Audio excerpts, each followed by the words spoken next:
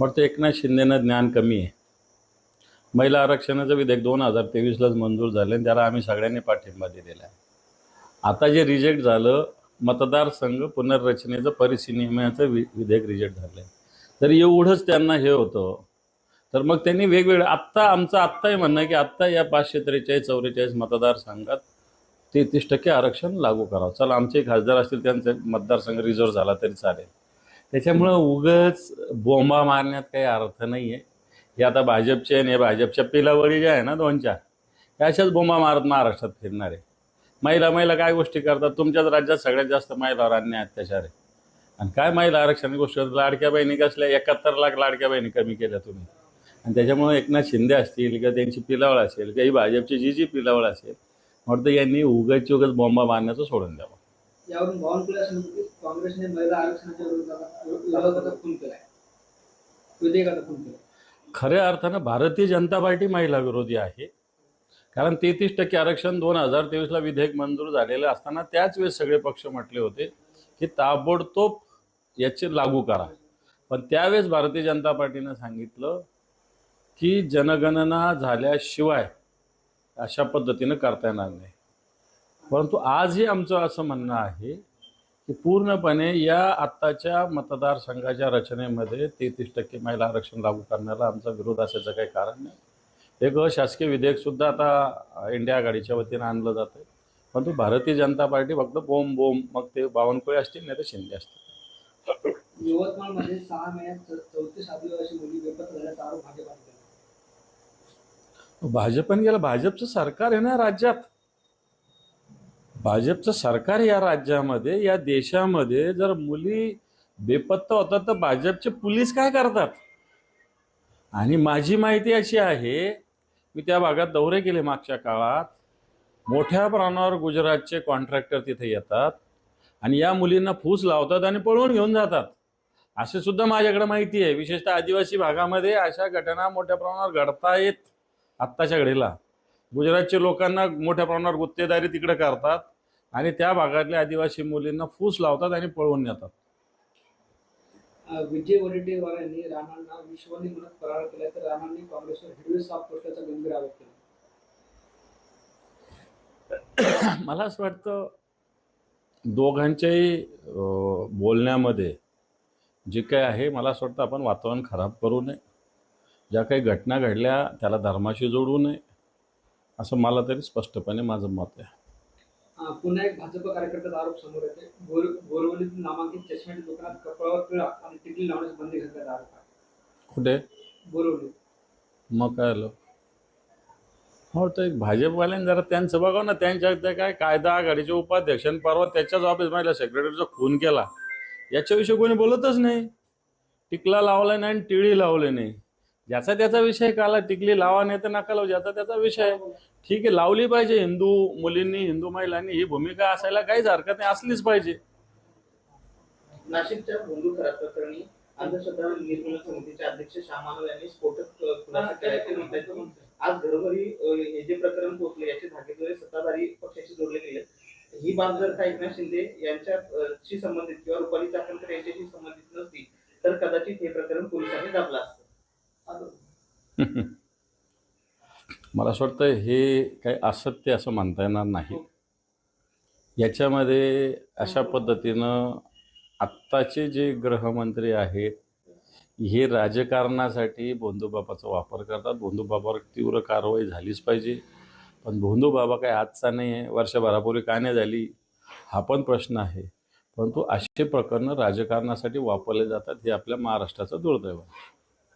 पंतप्रधान मोदींनी भाषणातून आचारसंहितेचा भंग केल्याचा आरोप करत सीपीआयचे खासदार सदोष कुमार यांनी निवडणूक आयोगाकडे धाव घेतली. काय करणार नाही निवडणूक आयोग? पण निवडणूक आयोग त्यांच्याकडे नोकरीला आहे, घरगडी. निवडणूक आयोग पंतप्रधानाकडं, अमित शहाकडं घरगडी आहे.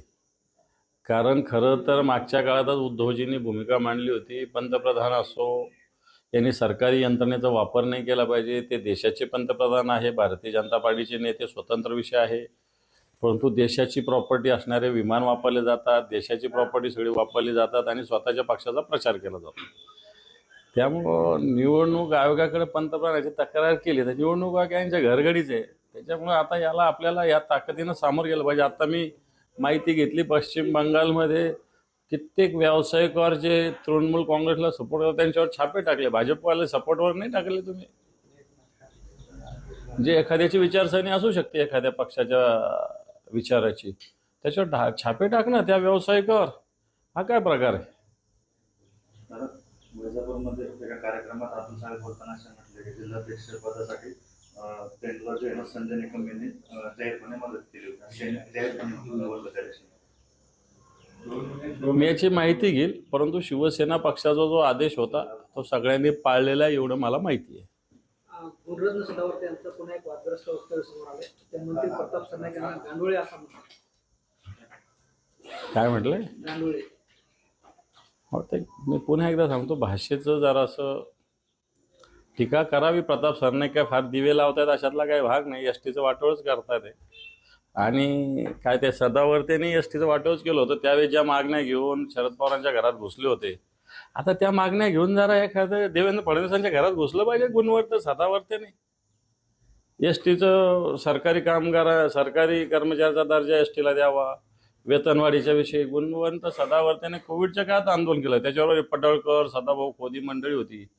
शरद पवार साहेबांच्या घरात घुसले तर काही संबंध नसतात. मला असं वाटतं आता या लोकांनी फडणवीसांच्या घरात घुसलं पाहिजे या मागण्यांसाठी. प्रताप सरनाईक काय बावलंय? दिवंगत उपमुख्यमंत्री अजित पवारांच्या विमान अपघाताचा तपास आता सीआयडीकडे सोपवण्यात आला. अपघाताचं गांभीर्य पाहता तपास सीआयडीकडे सोपवलाय. आता त्यातून काय माहिती समोर येईल याकडे लक्ष लागेल. हे पण लोकांच्या मनात या अपघाताविषयी संदेह आहे, संशय आहे. तो काही अजूनही दूर झालेला नाही. हा संदेह, हा संशय दूर करण्याचं काम केंद्र आणि राज्य, कारण याच्यात केंद्राच्या तपास यंत्रणाचा सहभाग आहे, राज्याच्या तपास यंत्रणाचा सहभाग आहे, यांची जबाबदारी आहे. नाशिक धर्मांतर प्रकरणावर बोलताना अमृता फडणवीस म्हणतात की मी ऍक्सिस बँक मध्ये असताना माझ्यासोबत देखील माझ्या काळात हा तर तसा प्रकार घडला होता असं खुद्द मुख्यमंत्र्यांच्या पत्नीच बोलतात. नाही, खरं तर असं जिथं जिथं होत असेल, कारण नोकरीच्या ठिकाणी असते तिथे धर्माचा कोणताही संबंध येत नाही. आणि आता असं प्रकरण घडलं असेल तर अमृता वहिनी आणि देवेंद्रजी किती वर्षानं गृहमंत्री आहे? फक्त मधला 2-2.5 वर्षाचा काळ सोडला तर 2000 पासून देवेंद्रजीच गृहमंत्री आहे. तर अमृता वहिनींनी मला वाटतं बाहेर बोलण्यापेक्षा देवेंद्रजींना सांगितलेलं बरं होईल. मराठीनं येणाऱ्या तरुणावर माडाचे उपाध्यक्ष संजू जयस्वाल संतापलेले पाहायला मिळाले. तुम्ही घुसखोर आहात की नाही हे सिद्ध करण्याची वेळ माझ्यावर आहे, असं संजू जयस्वाल म्हणतात. मराठीच्या अँगलने ते झालेलं नाही. मला वाटतं संजीव जयस्वाल अंबानीची ती योजना आहे, अंबानीची पालखी तिथं ओढण्याचा पूर्णपणे प्रयत्न करतात अशी आमच्याकडे माहिती आहे. एक नागपुरातून घटना समोर आली. नागपुरातील फिक्री नावाची एनजीओ चालवणाऱ्या रियाज काजलने आपल्या एनजीओ मध्ये काम करणाऱ्या मुलींना रोजा ठेवणे आणि नमाज पठणपर्यंत दबाव आणल्याची माहिती. नाही, असं कोणी बळजबरी कोणत्याही धर्माविषयी जर बळजबरी करत असेल तर त्याच्यावर कारवाई झालीच पाहिजे. आणि हे प्रकरण आताच का होतात आणि आताच का उघड येत आहेत? मग देशाचे राज्याचे गृहमंत्री झोपलेले आहे का? भारतीय जनता पार्टीच्या काळातच हा प्रकार का होत आहेत हा पण प्रश्न आहे ना. अमरावतीतून असंच एक प्रकार समोर आलाय. 65 वर्षीय हिंदू महिलेवर 22 वर्षीय मुस्लिम मुलांनी बलात्कार केला. मला वाटतं उत्तर तेच येईल की असं करणाऱ्यांना चांगली कठोर भर चौकात उभा करून फासावर लटकवलं पाहिजे. अमरावती परटवाड्याचा सेक्स स्कॅन्डल मधला जो आरोपी आहे त्याची थार गाडीतला व्हिडिओ, थार गाडीची सवारी, गाडीत पिस्तूल, 3-4 आयफोन आणि पैशांची बंडल देखील त्याच्यात दिसते.